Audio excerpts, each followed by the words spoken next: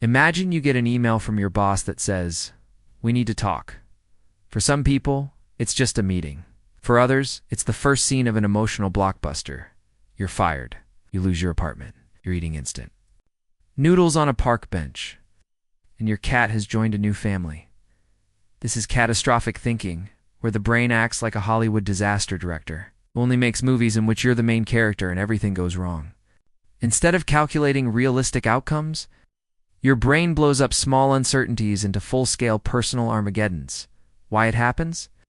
Evolution gave us a threat detection system to keep us alive, but in modern life it often confuses inconvenience with danger. A small social awkwardness becomes a threat to your survival. Real story. I once spoke with a college student who failed a quiz and instantly began planning how to explain to his parents why he'd never graduate. The irony. He ended the semester with top grades, but his brain had already built and believed an entire disaster that never happened. You send a message to a friend, no reply for hours.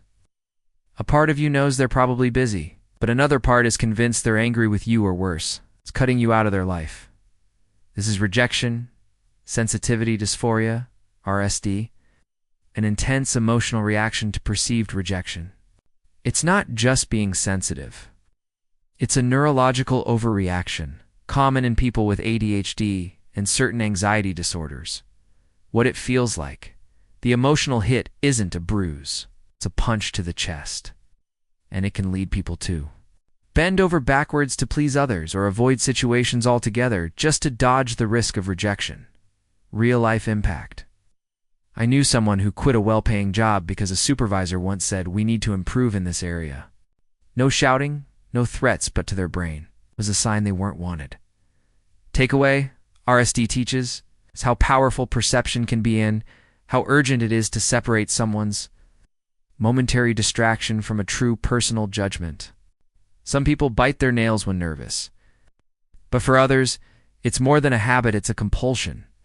Body-focused repetitive behaviors, BFRBs, include nail biting until fingers bleed, skin picking until scars form, or pulling out hair in clumps. Why it happens? These behaviors create a strange short-term sense of relief, almost like scratching an itch. But the relief fades fast, replaced by guilt, shame, and sometimes physical pain. A hidden struggle.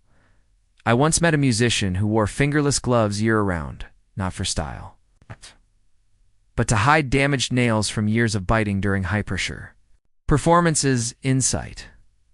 The brain is trading emotional discomfort for physical discomfort it can control. It's not just a bad habit, it's an alarm system going off in the wrong room.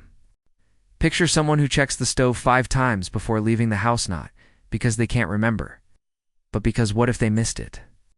In their mind, leaving without checking means coming home to a burned-down house, obsessive-compulsive.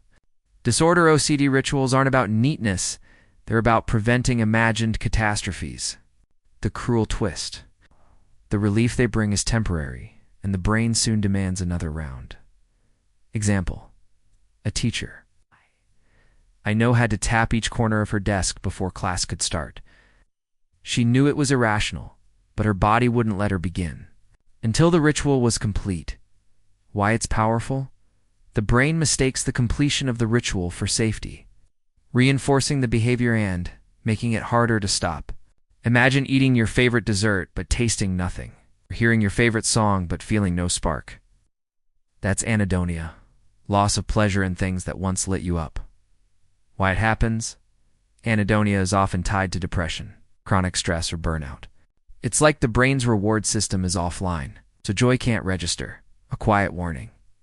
A friend once told me they realized they were in trouble when their dog, a constant source of happiness, jumped into their lap. They felt nothing.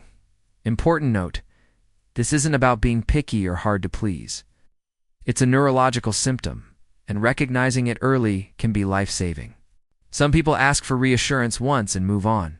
For others, it's endless. Are you mad at me? Are you sure? Are you sure you're sure? It's not attention-seeking. It's anxiety's way of chasing temporary relief. Every answer soothes the worry for a few minutes, but the doubt always creeps back. Real-life example. I knew a man who called his doctor 3 times a day for a week because of a mild headache. Each time the doctor reassured him, but by evening he'd be panicking. Again, the loop. Reassurance seeking works like a sugar rush brief comfort, then a crash that makes you crave more.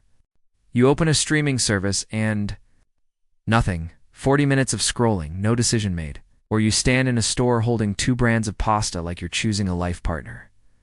Decision paralysis. Turns simple choices into high-stakes trials. The brain is looking for a perfect, risk-free option, which doesn't exist. Why it's draining. This constant mental weighing creates stress. So some people avoid decisions entirely, letting others choose their meals, clothes, even careers. True story. A man once told me he stayed in the same apartment for 12 years, not because he liked it, but because the thought of comparing rental listings made him feel physically sick. You open a streaming service and nothing. 40 minutes of scrolling, no decision made. Or you stand in a store holding 2 brands of pasta like you're choosing a life partner. Decision paralysis. Turns simple choices into high-stakes trials. The brain is looking for a perfect, risk-free option which doesn't exist. Why? It's draining. This constant mental weighing creates stress. So some people avoid decisions entirely, letting others choose their meals, clothes, even careers, eh? True story. A man once told me he stayed in the same apartment for 12 years, not because he liked it, because the thought of comparing rental listings made him feel physically sick.